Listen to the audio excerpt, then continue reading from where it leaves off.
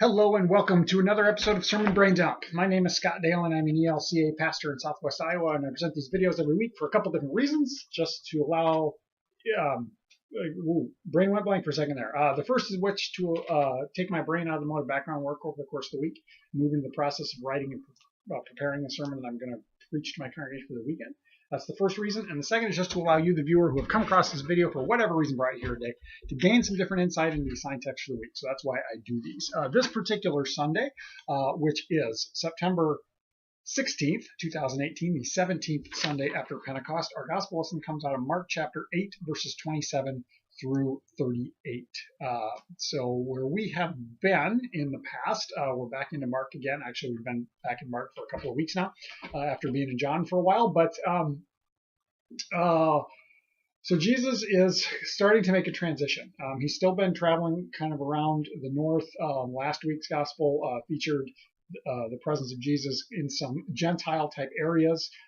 And what we will find here in this passage is kind of a continuation of the same. Now, our gospel from last week was in chapter 7, and now we kind of zip forward through about half of chapter 8. And in that portion that we have skipped over since last week is the feeding of the 4,000, I think, if memory serves me correctly, and I'm pretty sure that I'm right there, in which Jesus does another miraculous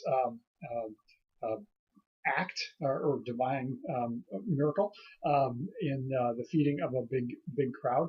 And the interesting thing in that, the 4,000 in comparison with the 5,000, is in the leftovers. I mean, it's almost very, very, very similar in terms of the details of kind of what happens, including like they have this small amount of food that's divinely multiplied, and then there's baskets of leftovers. And in the feeding of the 5,000, Jesus is, or there's 12 baskets left over. Thought that, well, maybe that is supposed to represent this multitude that's provided for the 12 tribes of Israel. Now here there's 7. And now I am really speculating here because I haven't read this for a while, but I know I have in the past, this idea that the 7 represents, is it 7? I think it's 7. Yeah, 7 baskets.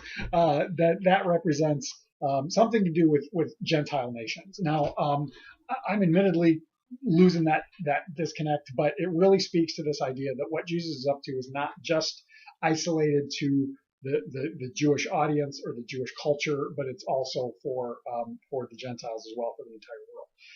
Now, why that's important going into today, we hear that the setting of what is going on here is that they're in the area of Caesarea Philippi. There's 2 different cities that were called Caesarea. One is Caesarea of the Sea, or Caesarea Maritime, which is out on the coast. Actually, I traveled there and visited that location when I was in Israel last spring. But this one's different. This is Caesarea Philippi. It's named both for Caesar, that's the Caesarea, and then Philippi refers to Herod the Great's son, Philip, who was one of the tetrarchs and kind of commanded this area. So this is actually it's kind of a combination. It's considered to be up in the northern reaches of the region of Galilee, but also is kind of borderline and is thought to probably have had a pretty good Gentile contingent as well. Also, there's I've read that there was I don't know if temple's the right word, but it was a center of the royal cult. That's not quite the right word, but it's basically the worship of Caesar as a living God. So that had a center there, and this is where we hear that this encounter takes place. Now, I think this is probably kind of a familiar back and forth. We hear Jesus pose the question to the disciples of who do people say I am? And then there's the back and forth then he asked them, well, who do you say that I am? And Peter responds, you're the Messiah. And there's some back and forth there. Then we have some rebuking because Peter doesn't necessarily get the answer that he's expecting when Jesus starts talking about what does it mean to be the Messiah. And then there's the address to the crowd that includes if any would be my followers, take up their cross and follow me. So these are all familiar things. How about I go ahead and read it, though, and then we can talk about it some more. Mark 8:27 through 38. Jesus went on with his disciples to the villages of Caesarea Philippi, and on the way he asked his disciples, who do the people say that I am? And they answered him, John the Baptist, and others Elijah, and still others one of the prophets. He asked them, but who do you say that I am? Peter answered him, you are the Messiah. And he sternly ordered them not to tell anyone about him. Then he began to teach them that the Son of Man must undergo great suffering and be rejected by the elders, the chief priests, and the scribes, and be killed, and after 3 days rise again. He said all of this quite openly. But Peter took him aside and began to rebuke him. Turning and looking at his disciples, he rebuked Peter and said, get behind me, Satan, for you are setting your mind not on divine things but on human things. He called the crowd with his disciples and said to them, if any want to become my followers, let them deny themselves, take up their cross, and follow me. For those who want to save their life will lose it, and those who lose their life for my sake and for the sake of the gospel will save it. For what will it profit them to gain the whole world and forfeit their life? Indeed, what can they give in return for their life? Those who are ashamed of me and my words in this adulterous and sinful generation, of them the Son of Man will also be ashamed when he comes in the glory of his Father with the holy angels.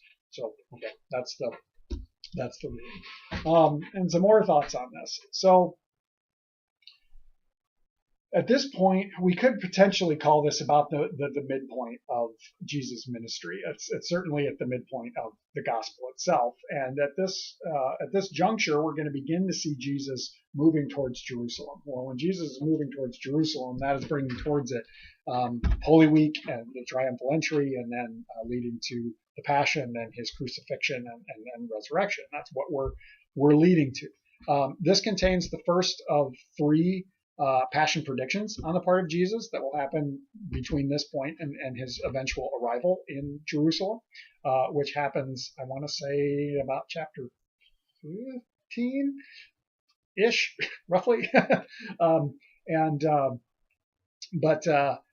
So Jesus is talking, and what's interesting about the responses that we hear when Jesus poses the question, who am I? Who do you say that I am?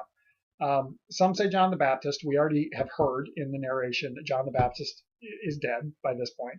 Some say Elijah. There's a lot of similarities in terms of the Old Testament figure of Elijah and his status as a prophet and a man of God and one who did miracles and opposed the powers that be, and then the prophets. Many of the prophets had similar stories as well. So that kind of has some sense. Now, when Peter says you're the Messiah or the Christ in Greek, it means the same thing. It means God's anointed one, or the one who's anointed. This is interesting because we haven't necessarily had anything to this point that would point in that direction in terms of what that expectation as of the Messiah or the Christ might be. Now, I'm going to say this carefully because I don't want to insinuate that there was only ever one expectation of what the Messiah would be in Jewish reckoning. In Jesus' day, just like today, just like for us, there are a multitude of different expectations of what is that going to be. So to give a blanket statement that all of the Jewish people thought that the Messiah would be a political leader like David had been 1,000 years roughly ahead of that, would be in error, but that is one of the understandings, one of the interpretations as we look back. But we need to keep in mind what or who the Messiahs, the anointed ones, were. There was a history that the kings were Messiahs. They were anointed to be the leaders, Saul and David and Solomon, and then we continue to hear some of that through the history. There were also there were prophets that were anointed. There were the chief priests were anointed, starting with Aaron, Moses' brother, clear back in their history and going forward. So typically the anointed are leaders of some sort, but it's not always a political one, though that's one example. And it's certainly possible that would have been what Peter's expectation was, that they were looking for a political Messiah who would eventually challenge the oppressive forces, that being the Romans at that particular point. But we haven't necessarily seen Jesus in a role that would indicate, at least here in Mark, that that's what he is. So for Peter to make this distinction is a pretty big deal. But as we hear, whatever his expectation is for Jesus as the Messiah, it's wrong. And we hear that in this rebuke that goes back and forth, especially when Jesus rebukes him and says, you're setting your mind on human things, not on the things of God, not on heavenly things. So whatever it is that Peter's expectation of Jesus is flawed, is wrong. And maybe that's why Jesus makes this odd statement, or this command, this rebuke even, of tell no one of this at this point. This is called the Messianic secret in Mark. It's very prominent. Oftentimes we hear this in terms of when Jesus performs a healing, he tells people not to tell him. He refuses to allow demons to say who he is, to talk about him. And now it's the same thing here. And we don't exactly know why. Maybe it's because it will not make sense until his death and resurrection. Maybe it will not make sense until the second coming of Christ. I mean, who knows? But this is a prevalent feature. Now, the very harsh rebuke that he gives Peter gives us pause when he says, "Get behind me, Satan," calling him Satan. Now, we tend to think of Satan as the devil. Satan in the Greek actually just means adversary. Now, yes, the devil is an adversary of God, and I don't dispute that. But that's an important thing. And also, the Greek is a little bit ambiguous within our translation when it says "get behind me." What it really means is essentially come behind and follow me. Get back in line. You don't go ahead of me. You don't teach me. You need to follow me. You need to continue to be a disciple and follow me.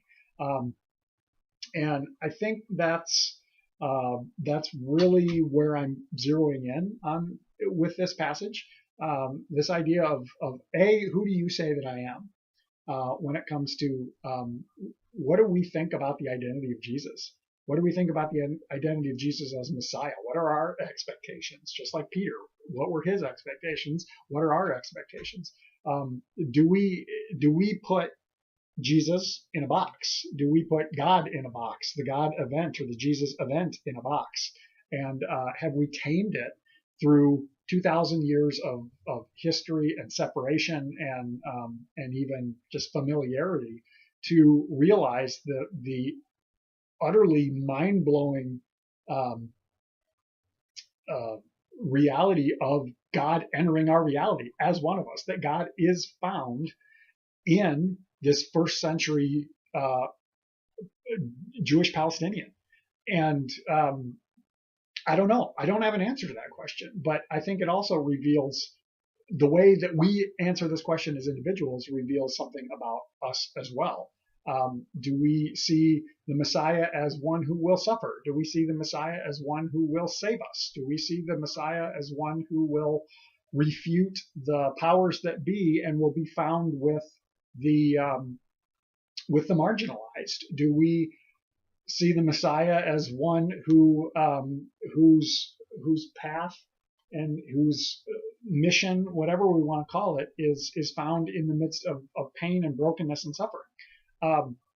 I don't know. I'm not posing an answer to that, but it's a question that I think we all need to wrestle with, and to realize that whatever limitation we try and place on it is probably just that. It's a limitation, and it hinders the enormity of the identity of Jesus as Messiah. It's a reminder for us also that it's not our place to dictate that. It's not necessarily our place to dictate it for other people and say, this is the way it is. This is what it is. This is what it means. It's we need to follow along. We need to be disciples. We need to follow where Jesus leads, and we need to be willing to experience that life and the consequences of that choice to be a Jesus follower. Up to and even including the point of death, when he says, take up your cross and follow me. I think that's what that means. That's a troublesome passage. I'm going to shift over and talk about that for just a minute. Oftentimes we hear my cross to bear. That's a very common phrase that gets thrown around a lot. And it tends to be pointed at the idea of, well, that's what I have to put up with, or this is what I have to endure, this is what I have to suffer. And there might be some validity to that, but that can also be troublesome, and that can also be a problem when people start to view like a dangerous situation or a bad situation as, well, I have to endure this because that's my cross to bear. That can be, I've seen and heard times when that's used to keep a person in an abusive situation, which is not good. And that's only one example, but definitely something to consider. I don't think Jesus is necessarily saying that you're going to be crucified, although maybe Peter was. But and he's not necessarily saying that you will be martyred for your faith, although maybe some people are. And yet, but it's acknowledging that this road as a follower of Christ is not going to be easy. And are you willing to experience that which a life as a Jesus follower brings? I don't know. I could keep going on and on about that, but I'm not going to. So really, I think the thrust of this passage, the question that it poses is, who do you say that I am? Jesus asked that question of us, and that's worth pondering on. That's worth exploring, and also being open to the fact or the possibility that the way we answer that question now is not the same as it was in the past, and it perhaps is not the same as it will be in the future as we continue through this life as a follower of Christ. I think maybe our answer to that question, our understanding of that question, will change given our experience, given our time. But if you have thoughts, questions, comments, throw them down in the comment section. We'll continue the conversation that way. Otherwise, I hope you have a blessed week, and we will catch you next time.